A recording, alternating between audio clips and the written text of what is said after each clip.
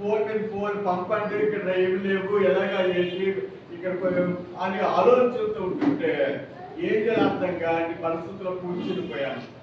ఈ లోపు ఒక కుర్రాడు వచ్చి, ఎవరి ఇంటికాడ కొబ్బరికాయలు ఉన్నాయి కదా, కొంచెం తీసుకోమంటారంటే సెలవు తీసుకోమన్నా. ఇలాగ తీసుకున్నాడు, అతడే లెక్క పెట్టుకున్నాడు, వచ్చాడు, నాకు 1000 రూపాయలు అమౌంట్ ఇచ్చాడు. దేవుడు ఎంత ఆశ్చర్యకరుడు అంటే, సేవకుడు అనేవాడు ఎవరంటే 4 బత్తాలు ఒడ్లు ధాన్యాలు వేసేసుకొని బియ్యం తాడు చేసుకొని నా ప్రాణమా తిను త్రాగు అనుకుంటూ కూర్చునేవాడు కాదు. నీవు ఉండు, నీ విషయంలో నాది బాధ్యత. మొదటి కంటాడు, కేరోతు వాగు దగ్గర నువ్వు కొన్ని దినాలు ఉండు, నేను కాకుల ద్వారా ఆహారం పంపుతాను. కాకులు వస్తున్నాయి, ఏదైతే ఆహారాన్ని ఇస్తున్నాయి, కాకులు వస్తున్నాయి, ఆహారాన్ని ఇస్తున్నాయి. ఈరోజు ఆదివారం మధ్యలో ఎప్పుడైనా ఏ కాకైనా ఏమని తీసుకొస్తుందేమని అనుకుంటే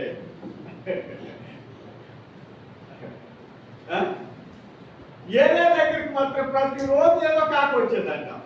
ఏదే దగ్గరికి ప్రతిరోజు ఏదో ఒక కాకు వచ్చి ఆహారం కాకోవాలి ఉంటుంది. ఒక కాకు కాదు, కాకులు వస్తానే ఉంటున్నాయి, ఇస్తానే ఉన్నాయి. వస్తే నాకు చాలు పడిపోయినా కానీ కాకులు వస్తానే ఉంటున్నాయి.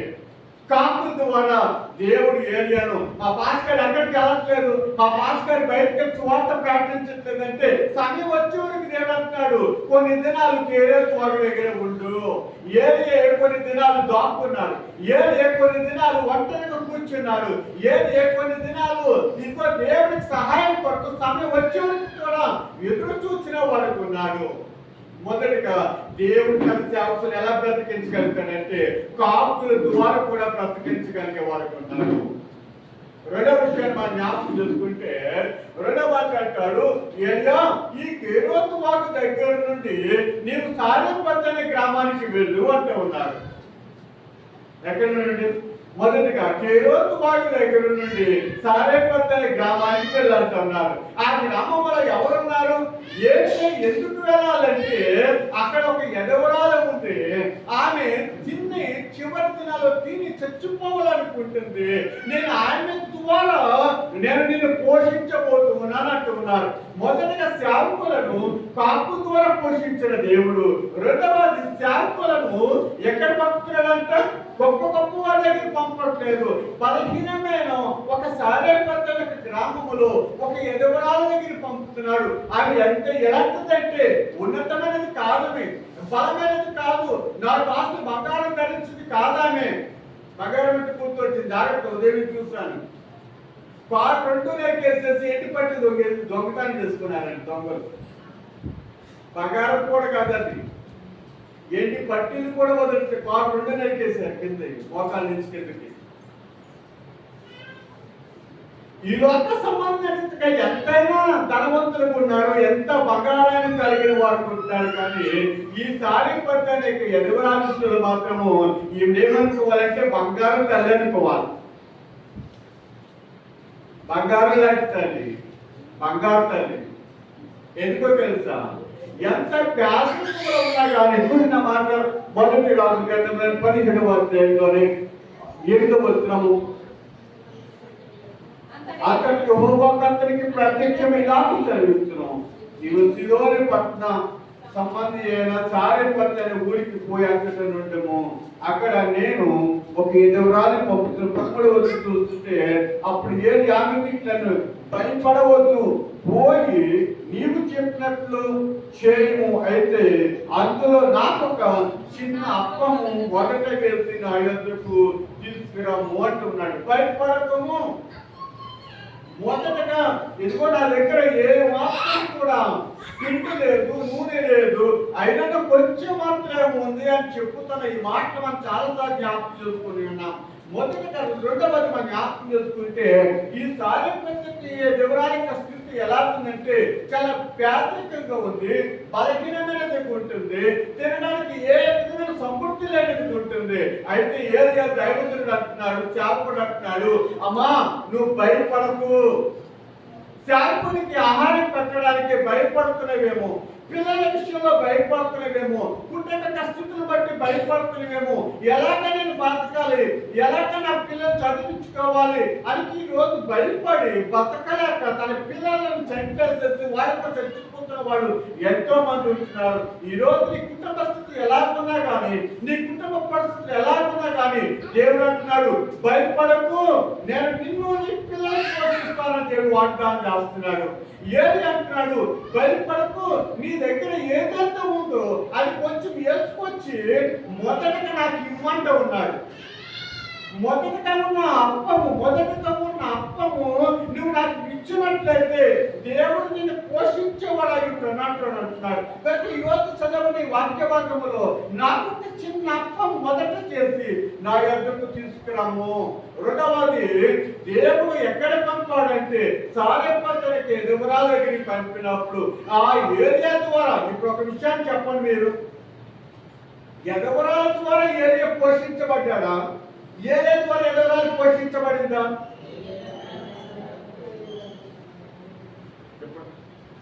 ఏరియా ద్వారా ఎదుగురాలు పోషించబడిందా? ఎదుగురాల ద్వారా ఏరియా పోషించబడ్డాడంటే మొదటగా ఆమె స్థితి ఏంటంటే చివరికి ఆమె తిని చచ్చిపోవాలనుకున్న స్థితి. ఈరోజు చాలా మంది అనుకుంటారు, మేము కాబట్టి శాంతులు బ్రతికిస్తున్నామని అనుకుంటున్నారు. మేము కాబట్టి మేము ఎలకపోతే వాళ్ళు ఎలా బ్రతుకుతారు, మేము ఎవరికపోతే వాళ్ళు ఎలా బ్రతుకుతారు అనుకుంటున్నారు. కానీ సేవకుడు నీ ఇంట్లో భోజనం చేయడం ద్వారానే, సేవకుడు నీ కొరకు ప్రార్థించడం ద్వారా, సేవకుడు నీ కొరకు ఏడవడం ద్వారా ఈరోజు నీ స్థితిలో ఉన్నావని మర్చిపోతూ ఉన్నావు. నీ ద్వారా సేవకుడు బ్రతకడం కాదు, ఈరోజు సేవకుడు యొక్క ప్రార్థన, వాళ్ళ యొక్క విజ్ఞాపన నీ ఎడల పనిచేస్తుంది కాబట్టి, వాటి ద్వారా నువ్వు ఆశించబడిన వాడు దానికి ఉన్నావు కాబట్టి నువ్వు ఆరోగ్యకుండగలుగుతున్నావు, పిల్లలతో భర్తతో చక్కగా సంతోషించాలనుకుంటున్నావు, చక్కటి గృహంలో ఆనందించాలనుకుంటున్నావు. దాని వెనకాల ఇదిగో నీ సేవకుని యొక్క ప్రార్థన ఉన్నదని నువ్వు మర్చిపోతూ ఉన్నావు. నీ సేవకుని యొక్క ప్రార్థన ఉన్నదని నువ్వు మర్చిపోతూ ఉన్నావు. చాలా ప్రతికి ఎదగడాలనుకుంటున్న స్థితి, మొదటి స్థితి ఎలా ఉందంట? ఈరోజు మొదట్లో ఉన్న సంఘం యొక్క స్థితి ఎలా ఉంది? భాస్కర్ వస్తారు కదా, సచిన్ గారు, అయినా పెద్దలు తెలుసు, ఎక్కడికో కొచ్చేరుకి వెళ్ళి నీళ్ళు తెచ్చుకొని తాటికాయలు తిని చిన్న చిన్న విషయాల్లో ఓ పూట ఉండక ఓ పూట లేక ఎంతో ఆర్థికంగా ఇబ్బందులతో ఉంటూ సరైన గృహం లేక, సరైన మందిరం లేక ఆనాటి స్థితి అనేది ఎలా ఉంది? ఇప్పుడున్న ఈనాటి స్థితి ఎలా ఉంది అంటే, ఎందుకు మారింది నీ స్థితి పరిస్థితులు అంటే, ఈరోజు అనుకోవచ్చు మేము ఉద్యోగం చేస్తున్నాము, మేము సంపాదించుకున్నాం అనుకుంటే దానికి ఉంటే కనుక నువ్వు సన్నిధిలో సాక్షి కూడా లేవు. ఇది దేవుని యొక్క సేవకుల యొక్క స్థితి.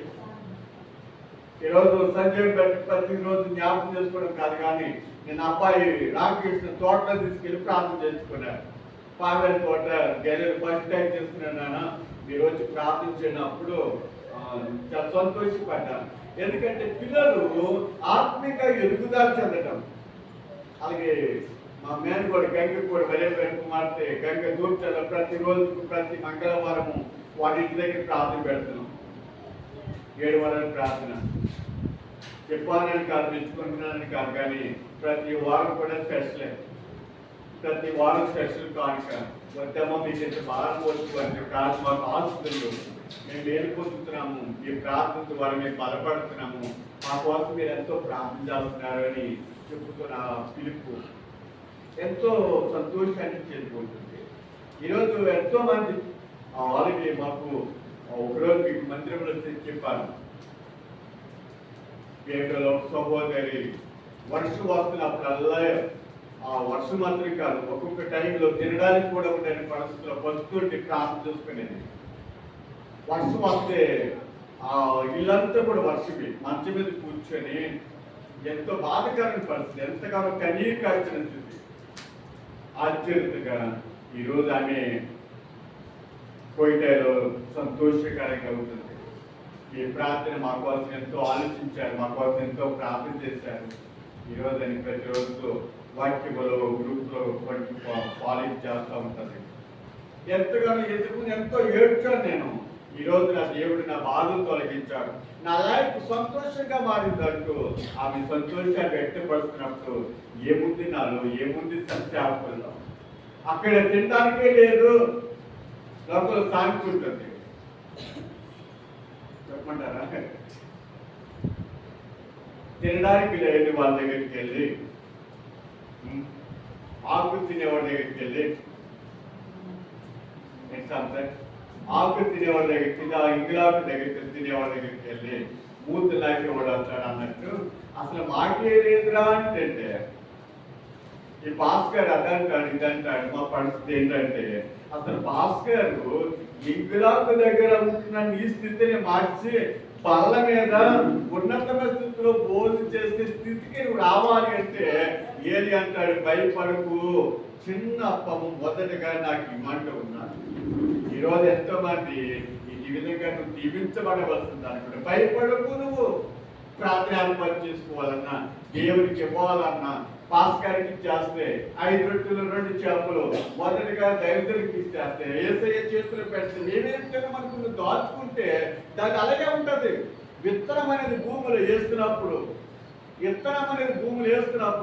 అది మొలకెత్తుతుంది, అనేకమైన కాయగలుగుతుంది, అనేకమైన ఫలాలు అనిపించగలుగుతావు.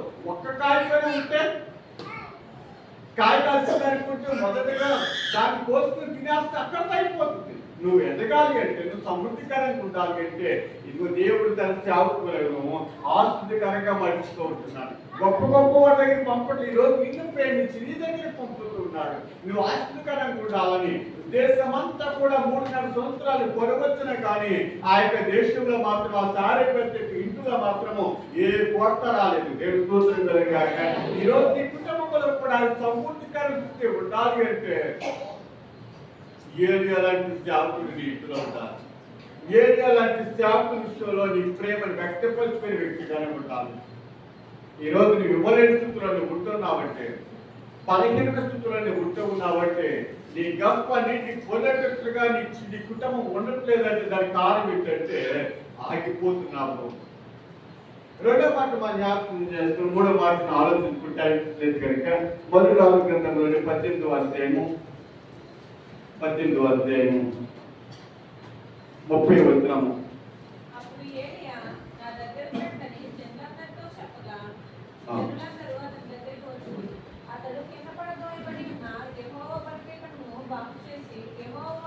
చాలు. మూడవ పని సేవకుడు చేస్తున్న మొదటి పని ఏంటంటే ఫేరోను దగ్గర ఆగి కొన్ని దినాలు దేవుని సహాయం కొరకు ఎదురు చూసిన వాడు ఉన్నాడు.